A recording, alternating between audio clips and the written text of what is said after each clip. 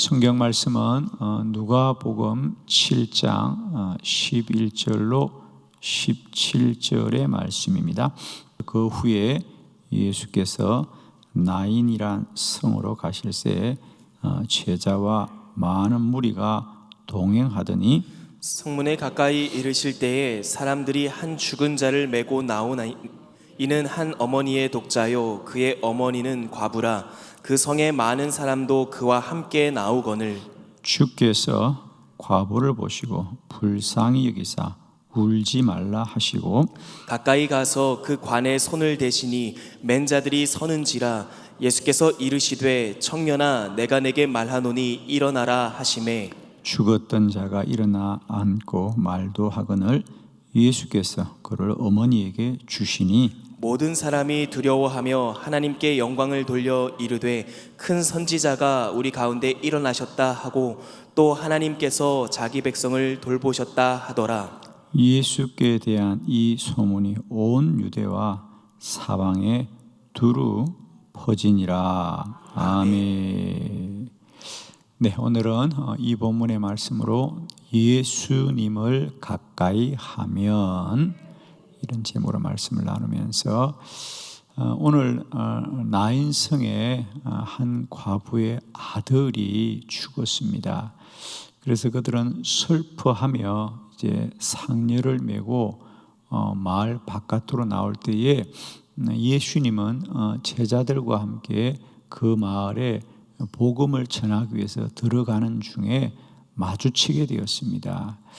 예수님이 그 죽은 청년의 관에 가까이 가셔서 손을 대시고 그 죽은 청년을 향하여 일어나라 하시자 그가 일어나더라 그랬어요.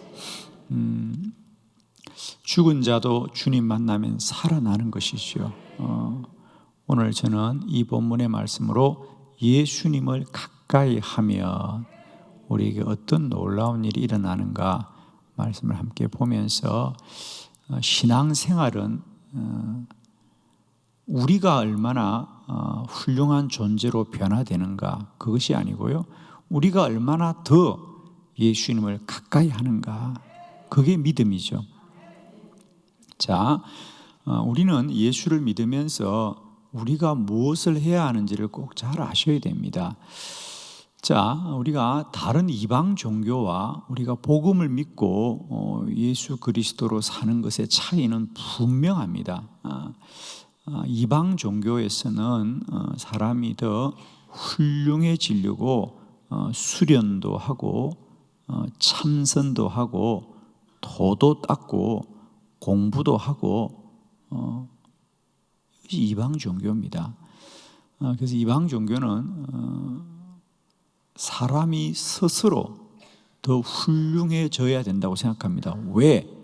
그들은 믿을 뿐이었기 때문에. 그들은 믿는 사람이 없습니다. 예를 들면 불교로 말할까요? 불교는 부처를 믿는 종교가 아니에요.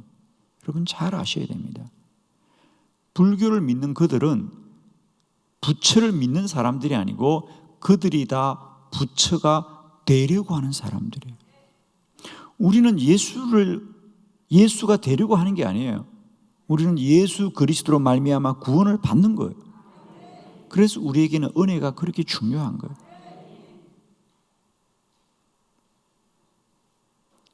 그러나 이방 종교에서는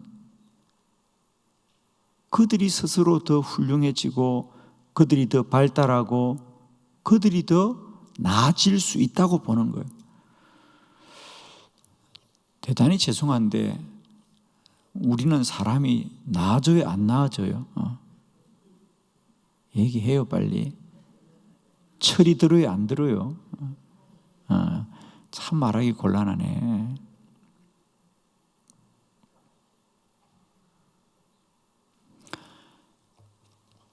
우리가 이 성경이 위대한 것은 말입니다. 창세기부터 요한계시록까지 사람은 똑같은 사람입니다. 달라진 게 없어요. 우리는 오직 예수 그리스도만 우리를 구원하시는 거예요. 그래서 우리 믿으면 이럽니다. 우리가 얼마나 자꾸 여러분이 착각하면 안 됩니다. 정말 이건 잘 아셔야 됩니다. 믿음이 깊어진다는 것은 우리가 더 훌륭해지는 사람이 아니라 예수님과 더 가까워지는 것이 믿음이 훌륭해지는 거예요. 아멘이시죠? 그래서 우리 야고보서에 보면 하나님을 가까이 하라. 그래야만 하나님이 너희를 가까이 하는, 우리의 믿음은 얼마나 더 하나님과 가까워지는가에 있는 것이지 우리가 하나님 되는 건 아니에요, 여러분. 반대로, 그러므로 우리는 예수를 아무리 오래 믿었더라도 주님과의 거리가 멀어지면 아무것도 아닌 거예요.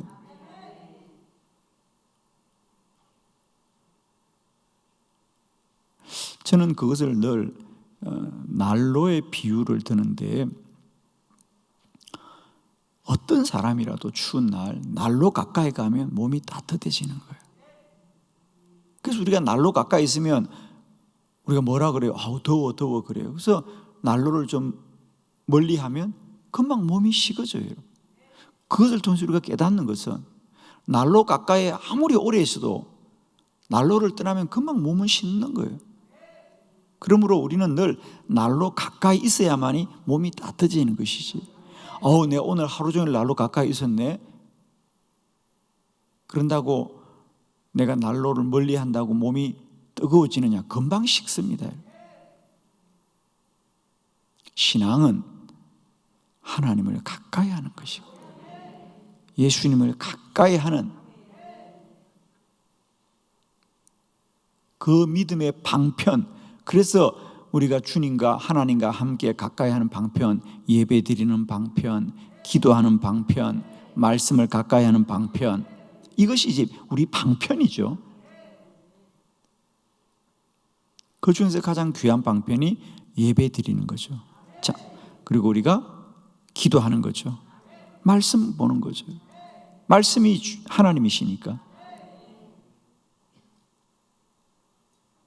그게 우리 신앙이지, 우리가 주님 떠나서 아무것도 될 수가 없습니다. 내가 예수 한 50년 믿었으니까 이제 내가 어지간히 훌륭해졌겠지, 이제 예수 좀 안 믿어도 되겠지, 그날로 식어지는 겁니다. 그날로 식어집니다. 그래서 우리가 때때로 정말입니다, 우리 그런 의구심이 있어요. 참 훌륭했던 분입니다. 예수 믿고 참 훌륭했던 분인데 왜 저분이 저렇게 될까? 아무 소용없습니다. 누구라도 난로 떠나면 식어지는 거예요, 여러분. 누구라도 난로를 멀리하면 식어집니다. 나 반대로 누구라도 난로를 가까이 하면 지금도 뜨거워지는 거예요. 신앙의 결국은 거기 있습니다. 그래서 우리가 잘 아셔야 됩니다, 여러분. 그래서 사실은 예수 믿는 데는 연수가 그렇게 중요하지 않습니다.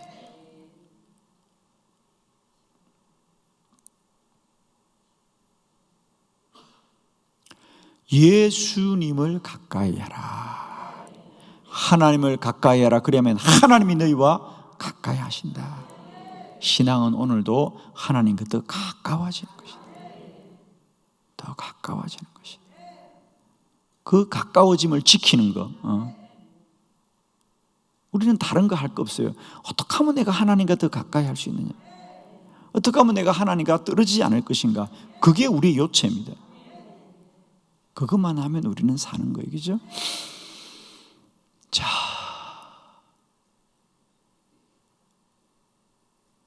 오늘 나인성에 예수님이 그 청년과 가까이 하셨던, 거기 보면 14절에 가까이 가서 그 관에 손을 대시니, 예수님이 가까이 갔어. 그 관에 손을 대실 때 어떤 일이 벌어졌느냐? 자, 오늘 본문을 통해서 예수님을 가까이 할 때 일어나는 세 가지 놀라운 변화가 있습니다. 첫 번째로는 예수님을 가까이 하면 슬픔이 기쁨으로 바뀝니다. 12절 본문을 다 같이 봅니다. 시작.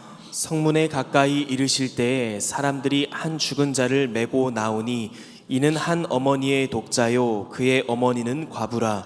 그 성에 많은 사람도 그와 함께 나오거늘. 아멘. 예수님을 가까이 하면 첫 번째 우리의 슬픔이 기쁨으로 바뀝니다. 오늘 우리는 두 행진을 보는 거죠. 하나는 죽음을 앞세우고 따르는 슬픔의 행렬이 있습니다. 그렇습니다. 그 마을에 과부의 외아들, 독자라 그랬잖아요. 한 어머니의 독자, 외아들이죠. 평소에도 그 과부는 그 마을 사람들이 다 불쌍히 여깁니다. 그죠? 참 안타깝구나. 잘 살았으면 좋겠다 생각하는데 그 아들도 먼저 죽는 겁니다. 그러니까 남편도 앞서 보내고 아들도 앞서 보내는 그 여인을 그 여인이 당한 슬픔이야 이루 말할 수 없지만은 그 슬픔을 함께 보는 그 마을 사람들 얼마나 안타깝겠습니까? 그러나 사람은 아무리 슬픔을 당해도 우리가 그 슬픔을 함께 슬퍼해 줄 뿐이지 거기 누가 그 여인의 슬픔을 기쁨으로 바꾸겠습니까? 아무도 바꿀 수 없습니다. 그냥 사람이 사람에 대해서 할 수 있는 건 함께 슬퍼해 주는 거지 그 슬픔을 바꿀 수 있는 사람은 아무도 없습니다. 오직 한 분 우리 주 예수 그리스도만이 그 슬픔을 기쁨으로 바꾸는 분이라는 거예요. 아멘이죠. 우리가 사람을 가까이 하는 것과 주님을 가까이 하는 건 이렇게 다른 거예요. 똑같이 가까이 하더라도 사람을 가까이 하면 그냥 슬픔에 슬픔을 더할 뿐이지 바꿀 수 없는 거예요. 아멘이죠. 사람이 사람에 대해 할 수 있는 건 그저 슬픔을 함께 슬퍼해 주는 거지 우리가 함께 한다고 슬픔이 기쁨으로 바꾸어지느냐? 바뀌지 않습니다. 그러나 우리 주님은 그 슬픔을 기쁨으로 바꾸는 거예요. 상녀를 앞세우는 그 여인의 무리들과 그리고 장례 행렬이죠. 그리고 예수님을 앞세웠던 제자들의 무리가 마을로 들어가면서 딱 마주친 거예요. 예수님이 그 죽음의 무리들에게 가까이 가시자 그 슬픔이 기쁨으로 바꾸어집니다. 왜냐하면 예수님이 그 죽었던 청년을 살려주기 때문이죠. 아멘이죠. 가장 큰 슬픔이 가장 큰 기쁨이 되더라. 아멘. 가장 큰 슬픔이죠. 그러나 가장 큰 슬픔이 가장 큰 기쁨이 되는 거예요. 왜? 죽었던 아들이 살아났으니까. 얼마나 큰 기쁨이겠습니까? 저는 축복합니다. 오늘도 우리가 예수님 가까이 함으로 우리의 슬픔이 기쁨으로 변화되는 큰 은혜가 있기를 원합니다. 주님 믿는 사람들은 기쁨이 있어야 됩니다. 할렐루야. 주님 주시는 기쁨이 충만하시길 바라고 오늘 하루도 우리가 살아가면서 주님 더 가까이 하고 가까이에서 기쁨이 충만하기를 원합니다. 그 사람이 누굴지라도요 우리가 정말 향기로운 꽃들을 가까이 하면 내 안에 그 꽃 향기가 나서 하루 종일 기쁜 겁니다. 내 안에 주님 모시고 있으면 세상이 줄 수도 빼앗을 수도 없는 주의 평강이 함께하였어. 누가 뭐라 그래도 주님이 내 안에 함께하시는 그 기쁨이 충만할 줄로 믿습니다. 축원합니다. 오늘도 우리 주님 가까이 하고 가까이 하셨어. 세상은 나에게 슬픔을 줄지라도 우리 주님은 내 안에 세상을 다 이기는 기쁨으로 충만하기를 축원합니다. 두 번째, 예수님을 가까이 하면 절망이 희망으로 바뀝니다. 13절로 14절을 교독합니다. 13절, 주께서 과부를 보시고 불쌍히 여기사 울지 말라 하시고 가까이 가서 그 관에 손을 대시니 맨 자들이 서는지라 예수께서 이르시되 청년아 내가 내게 말하노니 일어나라 하시매. 아멘. 오늘 성경에 보면 이 죽은 청년은 이제 때로는 독자라고 우리에게 설명하기도 있고 또 청년아 그럽니다. 청년아. 자, 성경은 그냥 이런 말들을 쓰는 게 아닙니다. 어떤 의도를 가지고 똑같은 사람을 때로는 독자다, 외아들이다, 때로는 청년이다. 자, 우리가 외아들, 독자라 하는 것도 우리에게 큰 울림이 있죠. 이 여인에게 참 귀한 아들이겠구나. 왜? 그 여인은 과부였기 때문에 남편도 앞서 보냈고 이제 아들 하나 있는데 그 아들을 얼마나 의지하며 살았을까. 두 번째로, 근데 그 아들이 나이가 얼마쯤 되는지 모르잖아요, 그죠? 근데 성경은 슬쩍 청년이다 그래요. 자, 초등학생이 아니고 청년이라는 것이죠. 그건 뭐냐 하면 이미 그 아들도 나이가 적은 나이가 아니라는 거죠. 그러면 청년의 나이가 많으면 그 어머니는 젊을까 나이가 들었을까? 이제 금방 계산이 되죠, 그죠? 우리가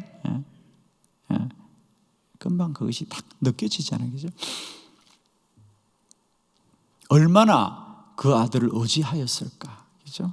그래서 우리 성경에서 청년이라고 하는 것은 어머니가 얼마나 그 아들을 의지하고 살았을까, 의지하고 살았을까. 그런데 그 아들이 죽었다는 거죠, 그죠? 그러니까 아들이 죽은 것이 아니라 이 여인의 모든 희망이 사라진 거예요, 그죠? 아멘이 안 되시네.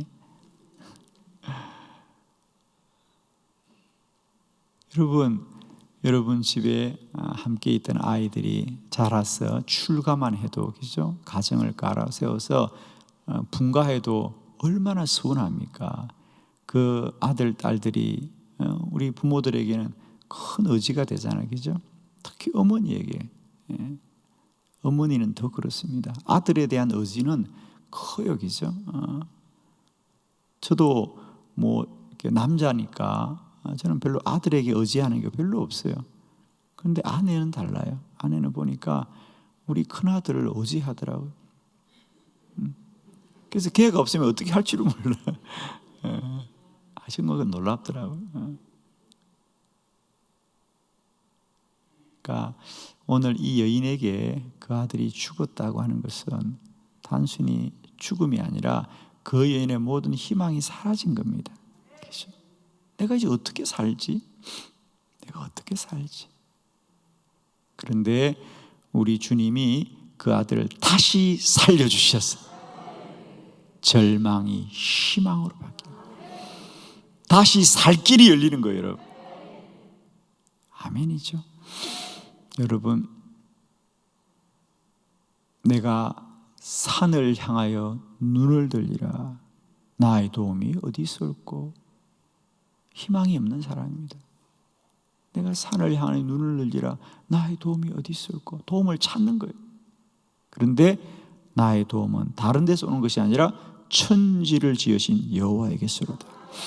오늘도 주님이 저와 여러분의 참된 소망이 될 줄로 믿습니다. 주님을 가까이 하면 절망이 희망으로 바뀝니다. 사람에게는 어떤 소망이 없습니다. 그러나 우리가 기도하면 주님을 통하여 희망을 갖게 되는데 그 희망은 참된 희망입니다. 아멘이시죠? 오늘도 주님을 가까이 하십시오. 그러면 우리 안에 절망이 희망으로 바뀌어집니다. 그렇습니다. 우리가 사람으로는 아무것도 할 수 없는 것 같습니다. 그러나 주님을 믿으면 그 절망이 다 희망으로 바뀝니다. 오늘도 주님을 가까이 하셔서 우리의 삶이 늘 소망 가운데 있기를 원합니다. 주님은 우리 안에 참된 소망으로 오셨습니다. 주님만이 나의 참된 소망이 되십니다. 오늘도 주님 가까이 하셔서 주님이 우리에게 주시는 소망이 충만한 하루가 되기를 원합니다. 사람 때문에 소망을 갖는 게 아니고요, 주님 때문에 소망을 가져야 됩니다. 사람은 우리에게 소망을 주지 않습니다. 주님만이 우리에게 참된 소망이십니다. 세 번째, 예수님을 가까이 하면 죽음이 생명으로 바뀝니다. 아멘. 우리 15절로 16절 말씀을 교독합니다. 15절, 죽었던 자가 일어나 앉고 말도 하거늘 예수께서 그를 어머니에게 주시니 모든 사람이 두려워하며 하나님께 영광을 돌려 이르되 큰 선지자가 우리 가운데 일어나셨다 하고 또 하나님께서 자기 백성을 돌보셨다 하더라. 아멘. 예수님이 가까이 하시자 죽었던 자가 일어나 앉고 말도 하고 그 어머니에게 돌려주시더라. 얼마나 감사한지. 예수님만이 죽음을 생명으로 바꾸는 거예요. 오늘 그 장례 행렬에 아마 온 동네 사람들이 다 함께 했을 겁니다. 얼마나 안타까웠겠습니까? 그러나 아무도 그 죽음을 따라갈 뿐이지 그 상례를 멈출 자가 아무도 없어요. 요즘은 우리가 이 상례를 볼 기회가 참 없어요, 그죠? 근데 저도 어릴 때만 해도 시골 동네에 가보면 제 외가댁이 시골이어서 방학 때 외가댁을 가보면 제가 초등학교 다닐 때만 해도 다 상례를 메었어요, 그죠? 아유, 마을에 장례가 나면 온 동네 일이죠, 그죠? 그래서 모든 사람이 일손을 다 놓고 그 슬픔을 당한 집을 위해서 다 가서 뒷바라지를 다 해주고, 하이라이트는 이제 마지막 출상하는 날 상례가 나갈 때, 아유, 얼마나 뭐 대단한지. 우리 어린아이들은 그저 뭐 죽었든지 살았든지 상관없이 그날 그래도 배불리 음식을 먹는 날이니까 그냥 쫓아다니면서 아이들은 그냥 그때 지금도 어린 나이에 생각해 보면요, 그 상례 앞에 아무도 못 서요, 여러분. 그거 잘못 서다 아주 혼나는 거예요. 상례가 가는 길은요 대단해요. 그냥 아무도 앞을 가로막으면 큰일 나요. 감히 누가 그 상례를 멈추라고 할 수 있겠어요? 야, 아무도 그 상례를 멈출 수 없어요.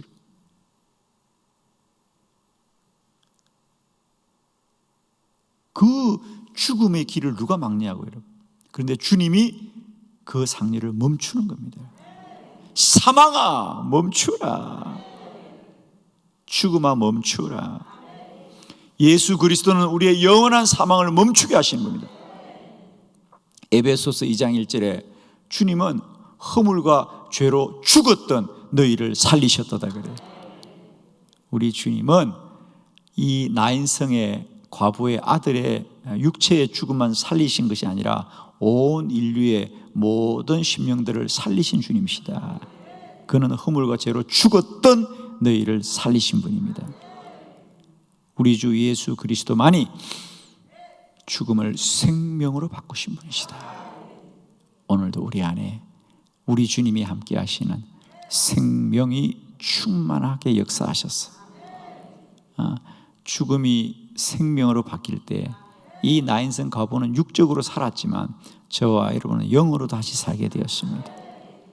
오늘도 우리 주 예수 그리스도가 주시는 이 생명의 영, 성령으로 충만하기를 축원합니다. 오늘도 주님 가까이 합시다. 하나님을 가까이 하면 하나님이 너희를 가까이 하시리라. 그래서 오늘도 슬픔이 기쁨으로, 절망이 희망으로, 죽음이 생명으로 변화되어지는 큰 은혜가 있기를 축원합니다.